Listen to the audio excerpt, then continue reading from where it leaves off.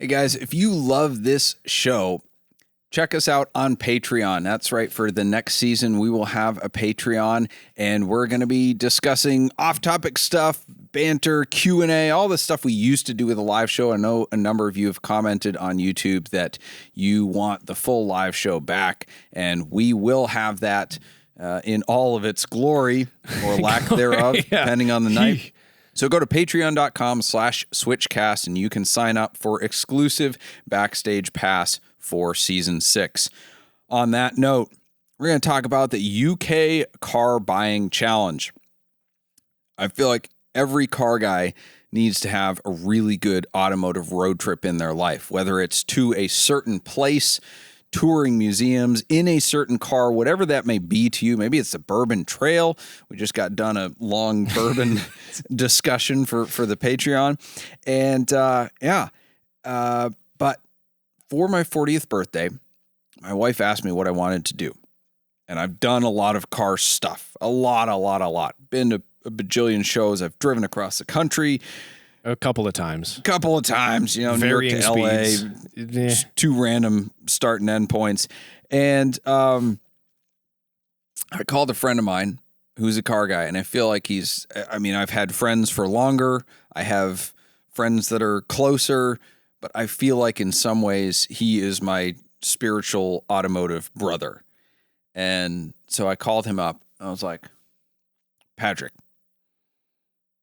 your birthday is coming up. You can do whatever. What would you do? He's like, well, give me some parameters. I'm like, no, just tell me. Well, like, close your eyes. What's your dream week? He said, I go to Scotland, rent an Aston Martin, stay in bed and breakfast, and like go tour distilleries and just drive around with no agenda. I'm like, thank you. So, boop, done. Booking That's what the trip. I'm doing. That's what I want to do for my 40th birthday. 30th. I'm turning 30. Nobody look at my hair. But anyway. How old am I? If I go any lower than that, it's weird. So we booked some awesome bed and breakfasts, booked some distillery tours, going to drive the North Coast 500 and staying at the Isle of Skye and just doing all the stuff that's amazing. I grew up in New England. There's a reason it's called New England, not just because the settlers were from England, but because I feel like the coastlines, the geography, and of course the architecture is very similar to England. And some of that culture and that mindset is still kind of with me in spirit. So I want to go back to my ancestral homeland, even though it's not. But I think Maine? No, I think my dad's family's from Wales, so it is over there, British Isles. Anyway, so we booked bed and breakfast, and we have 3 to 4 hours, couple 100 miles each day of driving, and some stops. And I said, I want a really good car. I don't just want to rent whatever Ford is at the rental place, even if it's a cool European version of a Ford with a manual transmission. Oh, like a Focus Estate. Oh, Being a wagon doesn't make it drive any better. It makes it cooler. Fine. And I wanted to do a British car, right? So there's opportunities for Ferrari. Somebody even offered to loan me their Ferrari California. And I was like, I've been around cars and the car business way too long. Borrowing other people's cars is just not a good idea unless there's like a written contract beforehand, or you just have a mutual understanding of everything. Because it's like, what if the top goes bad on the California while I'm driving it, which those are notorious for doing? Yeah. Am I responsible? Is the owner responsible? What were you doing when the top went bad? Attempting to put it up. Like, it's just very awkward. And I didn't want that kind of awkwardness. If something goes wrong, I want to bear the responsibility for it for myself. I don't want to have this weird back and forth with somebody else of who's actually responsible. So I looked into renting an Aston Martin, and there's a couple car hire agencies over there. I think that's what they call them. No, car hire is when you get the like a limo. That's a car hire service. But anyway, the driver. Still learning the lingo over there. It's like Michael Scott when he goes to Canada. How you say? How you say? Bring me a scotch. I'm also going to do the Will Ferrell as many times as possible. The scotchy, scotch. Down in my belly, down it goes. I love scotch.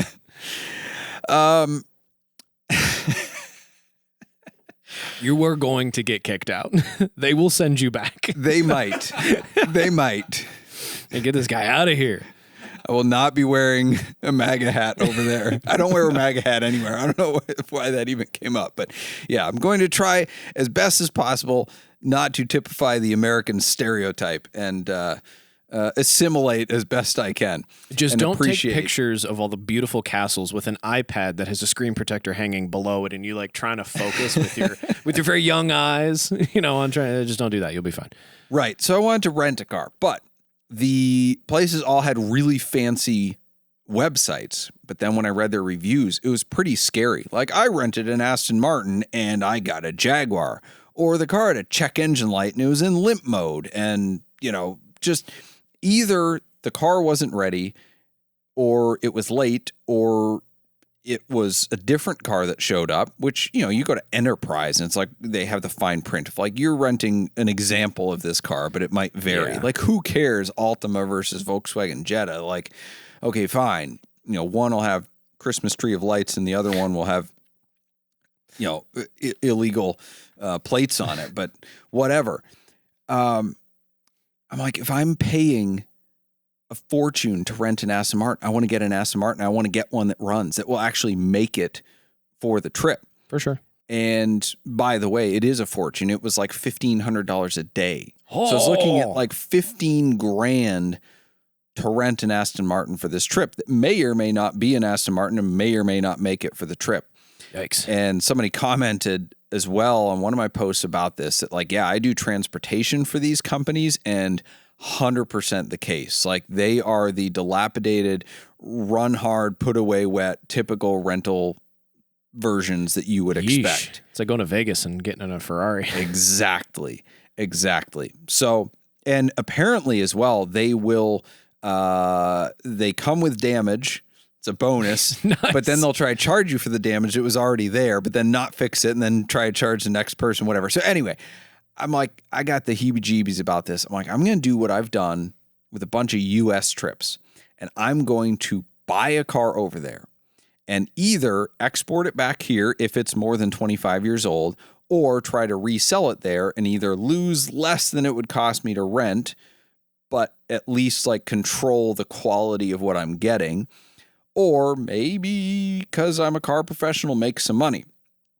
And now this proved to be quite a bit of a challenge, actually, because the European market has been getting quite a bit stronger, partly in response to the U.S. buying a lot of cars out of their market, but also the exchange rate, especially in the U.K., has been not going in our favor in the last 6 months.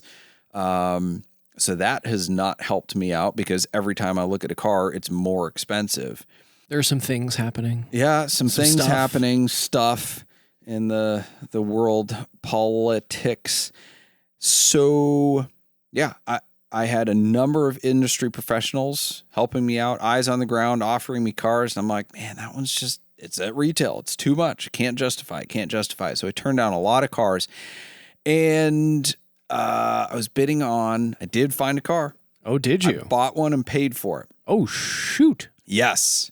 Is it a Ford Sport Car? I sent you one of those, and I don't think you responded to me. No, I tried to buy a Dodge Viper GTS thinking like, oh, I can do the American thing. I'd have to have a MAGA hat for that, right? Drive around Scotland in this I don't know if V10 American. Well, but I feel like you're just a red with white striped Viper in Scotland. Like it's like an American in Paris. You're just, if I'm not going to fit in, I'm really not going to fit in. They will kick you out. It went for 86,000 pounds, which is over $100K US, which is, they go for like 75K here. Yeah, it was a final edition GTS. Anyway, so I'm like, okay, not going to buy an American car and bring it home. So I finally ended up getting a right-hand drive British car. Is it a TVR? No, I wanted a car that would make it the whole trip. Definitely not. The trip a TVR. is more than 5 miles. I did want to get a Sabira and bring it home, though. Not home. That is home. Bring it here to the U.S. Take it on a vacation. Yes. I just couldn't do the risk. I was underbidder by $250 on a TVR Sabira on collecting cars. That $250 saved your vacation, I think. Possibly. But it had already had the engine and transmission rebuilt at only 30,000 miles. Oh my God. Yeah. TVR. So it was good for the 500-mile journey or so. Ended up with a beautiful spec almond green over bitter chocolate Aston Martin Rapide. Oh, okay. So Aaron's happy because we have space for all the hiking boots and plaid in the back seat. I think it's tartan, sir. Friends that we make. I don't know. It's could hire a driver to take us from the distillery back to our bed and breakfast, and we can sit in the back. Anyway, I'm excited about it. I really wanted a DBS because James Bond, but I got a Rapide. I think I got a good deal. It's 27,000 pounds. Okay. Which at the time I won the bid last Wednesday, it was like 35K US. When I wired money yesterday, it was 36,000 US. Like, get the money out of here. Get the money out of here. Right. I was trying to buy, I even had access to wholesale auctions. I was looking at Jaguar F-Type Roadster, and their like version of MMR over there said it was 46,000 pounds. And I was looking at retail comps, and they were like mid 50s. So I was like, all right, if I can get it for like upper 40s, definitely some spread here. It went for 52,000 wholesale. Oof. So I'm like, man, even wholesale, it's really difficult to get a good deal there. So, it just kind of a caution to everybody trying to get into the car business. Unless you're established, it's pretty darn tough to get deals. Like, granted, I'm in a foreign market, but I had a lot of people in the industry helping me out trying to find cars, and it was difficult. So anyway, got a Rapide. Now the exchange rate plays into this a lot because I bought it at essentially like a almost 5-year high of the exchange rate of British pounds to US. So even if I don't lose money, like I could sell it for 27,000 pounds, I might lose like $8,000 just based off the exchange rate just going back down, because what goes up must come down. And I'm looking at the past 5 years and it's just like up, down, and I'm looking at the graph and we're at the top of the mountain right now. So, man, this car is gorgeous though, Doug. My goodness. It is. And it's fully serviced and it's high miles. The other option was a 12-year-old Jaguar F-Type S with 1,300 miles on it, which kind of scared me because I'm like, a car that's been sitting that long might need a whole lot of things, not the least of which is new tires. So I went back to my old philosophy. I'd rather have a car that's driven, serviced, and maintained than a car that like looks brand new, but who knows what might break because it hasn't been used in 10 years. So we're going to find out how reliable a 60,000 mile Aston Martin is. And in the meantime, I've been figuring out all the logistics because it's not like the US where I can just slap my dealer tag on it. I have to get it registered over there, pay the road tax. It's current on MOT, thankfully, so I don't need a safety inspection. There's no tax because VAT, which is insanely expensive on new cars, 20%. Whoa. But unlike here, you pay it once and then it's done. So there's no tax on used cars in terms of the purchase and sale, which is great for people with automotive ADD. So didn't have to worry about that. But yeah, I do have to pay a few £100 in road tax. And insurance. Insurance is the one thing I have not figured out yet. I've got all the logistics handled, got a great company that's going to pick it up, have it at the airport for me, and we're just going to get in and drive. Oh, that's going to be sick. Yeah. Heck yeah. Yes, it is. So the automover.co.uk is who's helping me out with that. And the plan is to re-auction this car, no reserve, on collecting cars when I get done with it. Nice. And see how it goes. Man, this is so pretty. Yeah. And the crazy thing is the guy I bought it from paid 35,000 pounds for it 6 months ago, thinking it would be an investment. A repeat? A 60,000 mile repeat. All right. Maybe you should listen to our podcast.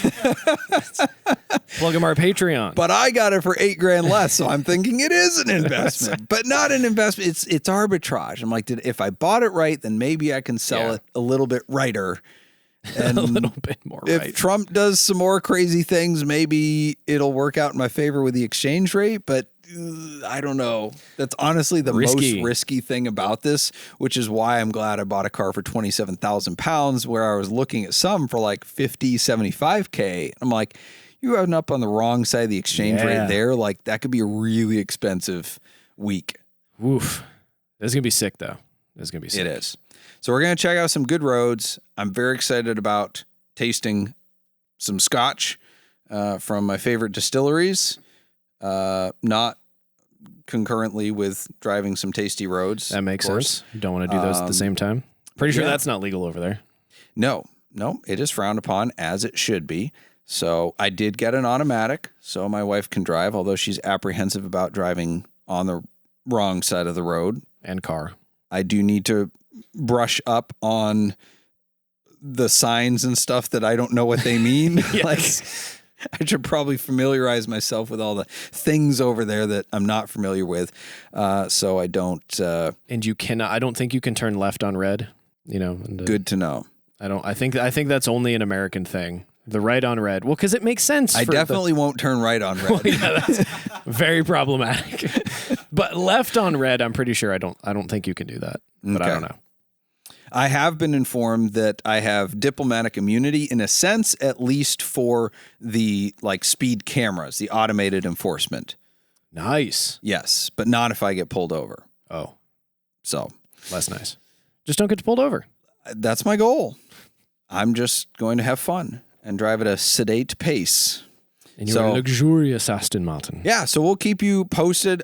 Check out my social media at Douglas Tabbutt, and I will be posting stuff from our trip videos, see how this goes, keep you updated on the sale, whether or not I actually come out ahead versus renting one, and whether or not the Aston Martin makes it the whole trip. So good luck. Good luck. Thank you. I may need some of that. So, just things to consider when you're buying cars overseas for a road trip, because we all do this on a regular basis, but I'm pretty excited about it. It's a very normal thing. I like the challenge of it. So I'm going to be the scapegoat for all of you. You can do this vicariously. Brings us to the props and flops, brought to you by Switchcars. And you know Switchcars as the enthusiast dealership where we buy, sell, and consign only cars that we like ourselves. Check out our handpicked inventory at switchcars.com and mention SwitchCast for special pricing. Find more information online at switchcars.com, or you can come visit our showroom in beautiful Twinsburg, Ohio. Doug, what do we got for a pick of the week? Well, it has to be an Aston Martin. We have a 2011 Aston Martin V8 Vantage 6-speed manual in the Onyx Black, I think it is, which is the metallic exterior. So it's not a Dan color. Very clean. So no, it's not a Dan color. It's not a Dan car. It's got too low miles. Oh, that's true. Anyway, it's a beautiful car. And it's actually the third time that we will have sold this car. We love repeat customers. That's why we're called Switchcars. So that vehicle is on our website, switchcars.com. Tyler, what is our prop of the week? Prop of the week comes from thedrive.com. Porsche teases a new hypercar inspired by the first street legal 917. So for those of you that don't know, there is a street legal 917 that was built by Porsche for Count Rossi of Martini and Rossi fame back in the 70s. And is that where the Martini stripes come from? That's where the Martini stripes come from, Doug. So he obviously had some connections because all the racing had them build this car for him. I think they had to register it with Alabama U.S. plates in order to drive it in Europe. It was like a really weird thing. Okay, side note. I'm sorry.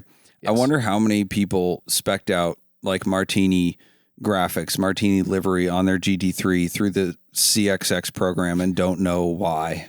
Yeah, they're like, I was told these colors were important. Martini stripes. So Porsche has been putting this on their social media a bunch. There was an article I read about the car in 000 a couple of issues ago that was really in depth, but I thought it was odd that Porsche started posting it a bunch.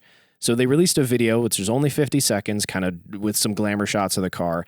And at the end, they say, essentially, this street legal 917 makes us think, what if?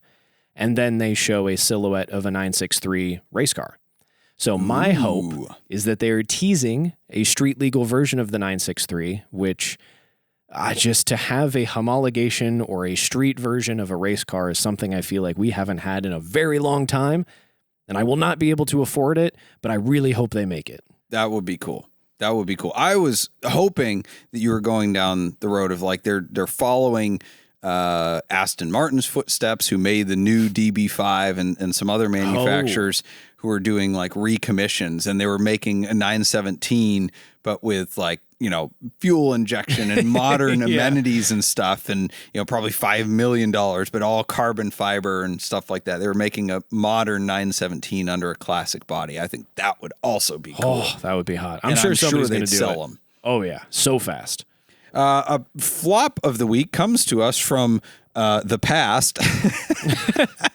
Article from CBS News: police give out the club for steering wheels on West Side amid Kia Hyundai thefts. I'm sure you guys all still remember when Kia and Hyundai thefts were rampant.